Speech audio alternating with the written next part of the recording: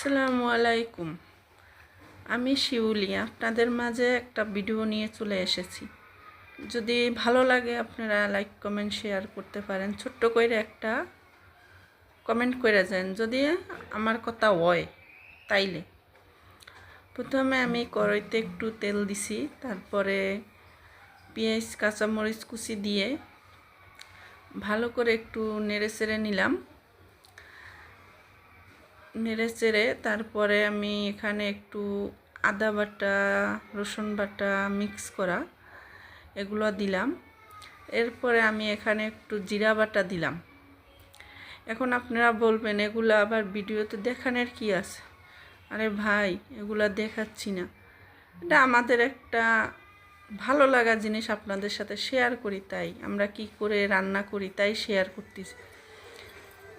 তারপরে একটু মরিচ বাটা দিলাম, তারপরে হলুদের গুঁড়া দিয়ে ভালো করে মশলাটা একটু নেড়ে নিলাম। এখন একটু স্বাদ মতন লবণ দিয়ে নিব, তারপরে হালকা করে একটু পানি দিব। পানিটুক দিয়ে ভালো করে একটু নাড়াচাড়া করে কষিয়ে নেব মশলাটা। কষিয়ে তারপরে আমি বেগুনগুলো দিয়ে দিব। এখন দেখেন, আপনারা বলবেন এগুলা ভিডিওতে বলতে হচ্ছে, দেখাচ্ছেন। এটা আসলে কিছু না, এটা আমাদের ভালো লাগা কাজ করে, তার জন্য দেখাইলাম। আমি বেগুন দিয়ে রুই মাছ রান্না করব, তার জন্য আমি এটা আপনাদের সাথে শেয়ার করতেছি। এখন বেগুন আলু দিয়ে টমেটো দিয়ে আমি রুই মাছ রান্না করব, তার জন্য বেগুনগুলা ধুয়ে পরিষ্কার করে নিছি। এখন আমি এগুলা দিয়ে দিলাম, এর ভিতরে দিয়ে ভালো করে কষিয়ে নিচ্ছি। এখন কষানোটা একটু ঢাকনা দিয়ে রাখবো, তারপরে দেখবেন একটু পরে দেখাচ্ছি। দেখেন আমার কষানো হয়ে গেছে। এখন আমি একটু টমেটো দিয়ে নিছি, তো টমেটোটা দিয়ে একটু হালকা নেড়ে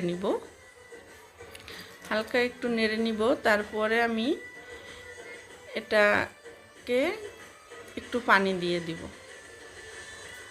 তো মাঝখানে একটু কথা বলি ভাই, আমি বরিশাল, আমার বাড়ি বরিশাল, আমি বরিশালে মাইয়া। আমি আমাদের মতন করে রান্না করি। যদি আপনাদের ভালো না লাগে তাই সেটা অ্যাভয়েড করে যাইবেন, ভালো লাগলে দেখবেন। তো আমি পানি দিয়ে দেখেন আমি মাছগুলো দিছি। এখন আমার এই হালকা একটু ধনিয়া পাতা দিয়ে নেব।